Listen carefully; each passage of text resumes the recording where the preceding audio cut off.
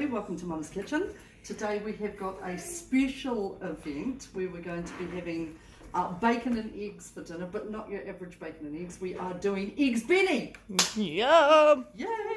And if you're anything like me, you're not very good at poaching an egg. I managed to it's not good.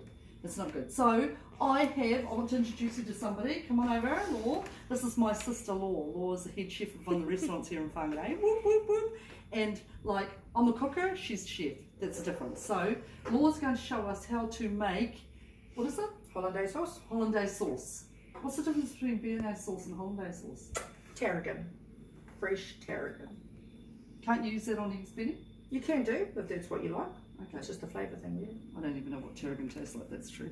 Beautiful. Okay, right, so in the meanwhile, Lorr's got, what have you got on, Lorr? I've got a pot of water on ready to boil. This is what I'm going to use to cook the hollandaise sauce on.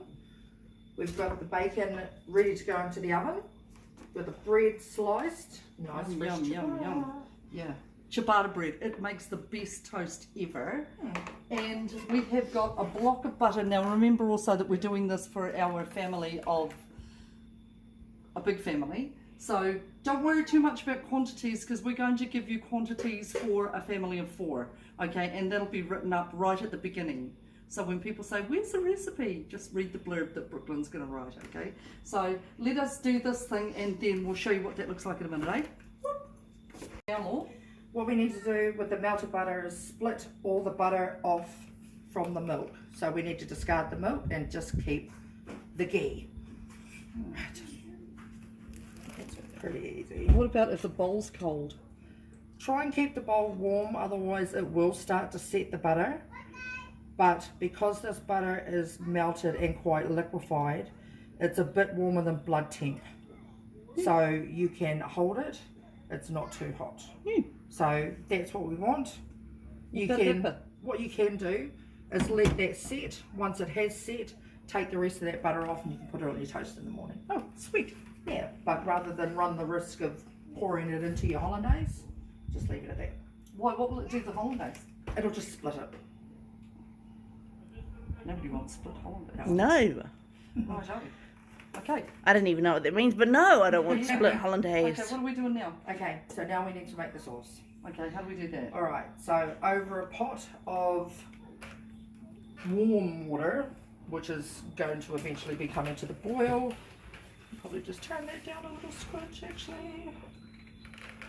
We put our bowl. What this is for is so that we can cook the sauce. Essentially what a hollandaise is it's very scientific. It's a cooked egg sauce made with butter, but because we're adding egg yolks to it, we're cooking it out. So we don't make anyone sick.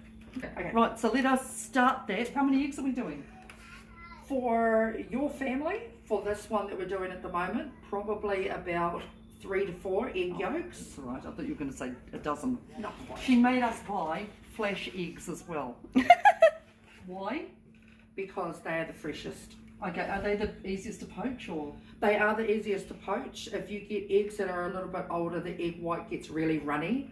And when you add it into the water, it just splits everywhere. Yeah, that's why my eggs do that. They totally do. They never look good. Hers like our whole little white things that look good. Mine are just like. So okay, so what are we doing? Separating the eggs. We're going to separate the egg whites from the yolks. 4 eggs. Okay, we'll get back to you in a minute. It's my sister supervising my egg cracking.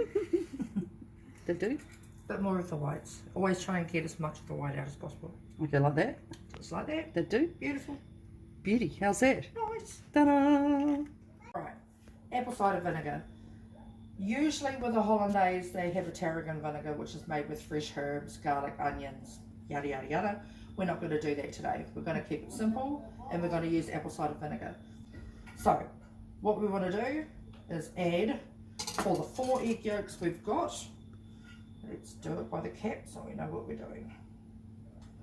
Around about, we'll start with 2 because you can always add more if you need it. Okay. So 2 caps, add our egg yolks into our bowl. 4 egg yolks and 4 2 egg caps. yolks, 2 caps of cider vinegar, and that's what we've got. So bowls, you can buy these from Countdown. They're about $7. What you want to make sure you have is when you've got your pot of water on, which is what we're going to use for poaching our eggs as well, make sure that the bowl does not sit on top of the water. So it's going to be sitting just on top. It fits nicely on the pot itself, but it's not in the water. If you put it into the water, you're going to scramble your eggs. Okay, so over the pot of water, what I do is I put my little finger at the bottom of the bowl, which is near the pot. If it's too hot for my finger, it's too hot for the eggs. Good job, Lorr. Thanks. You're awesome. So A wee bit flash. from here, we just whisk, whisk, whisk.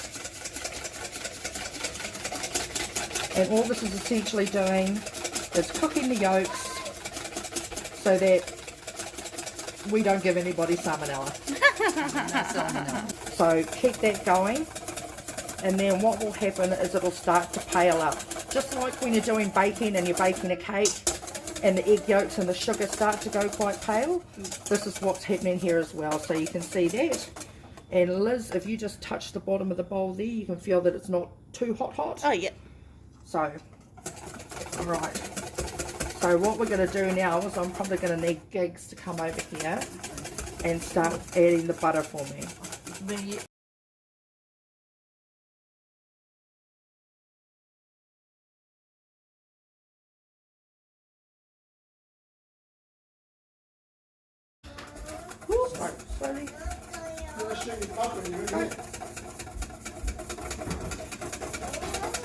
Like, is it continuous flow? Yep, continuous flow, but not too much.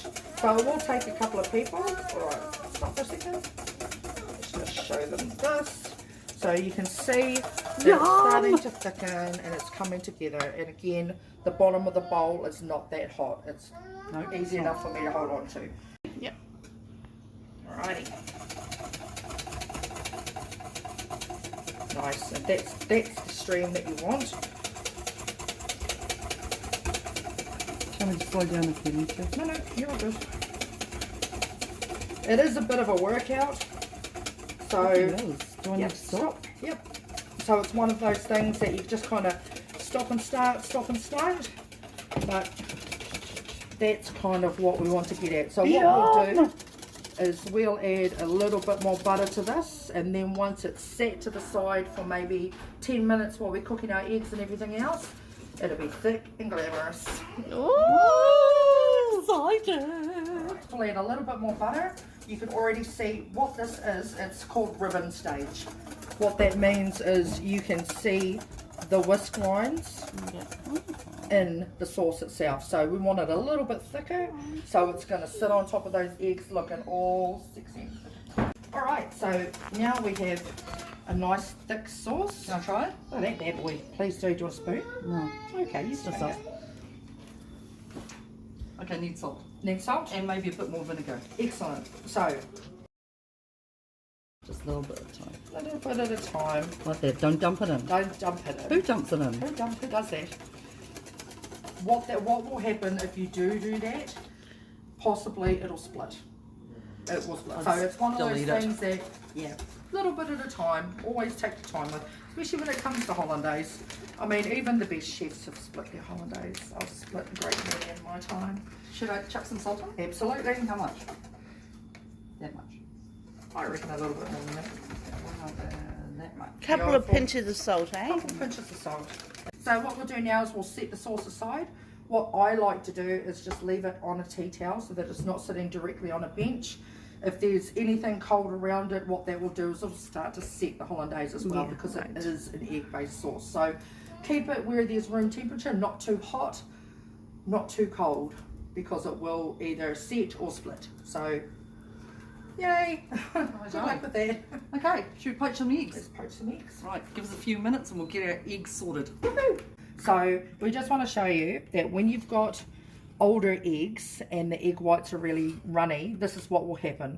Once you put the egg into the water, the egg whites will all break apart. So don't be too disillusioned by that. You can still cook your egg nicely, but I will show you how to do a nice looking poached egg. So we've got the water on a bubbly boil thing. Tell me, you explain that, will you? Bubbly boil thing. You want it so that bubbles are breaking on the bottom of the pot, but not at the top. So you don't want a rolling boil, because when you add your eggs to a rolling boil, it's going to split them apart. So what we want to do is have it nicely bubbling over, and we're going to add a couple of capfuls of vinegar into the pot. What this does is it aids the coagulation of the egg white. What's that mean? It'll set the egg white. Just see the egg white. Yeah. Science. Science. Alright, so we're going to go with about 3 caps. So what's the difference between cider vinegar and white vinegar? I just find that this is a lot not as harsh. Okay. I find white vinegar really harsh. It's harsh to smell, it's harsh to taste, and it's just quite burning on the throat. And quite frankly, nobody wants that. Who's drunk vinegar? Everybody drinks vinegar these days. Isn't that a fad? Okay, so what's going on there? Okay. Slow down. So our pot slowed down a little bit, so we'll bop that up. In the meantime, Kiki's got the spinach on the go on the back, which we're wilting down quite nicely. The ciabatta bread and the bacon are nearly done, so we're just waiting on these eggs. Alright, so while the pot's coming back up to the boil again, what I've got here is I've got just a plate with a piece of kitchen paper on it, or you could even use the crust of the toast, because let's be honest, nobody likes to eat the crust of the toast. So you can use that to scoop your eggs out and put them on. What that'll do is that drains off all the excess liquid, so it doesn't make your benny soggy. Nobody wants soggy benny. No one wants a soggy benny. Right.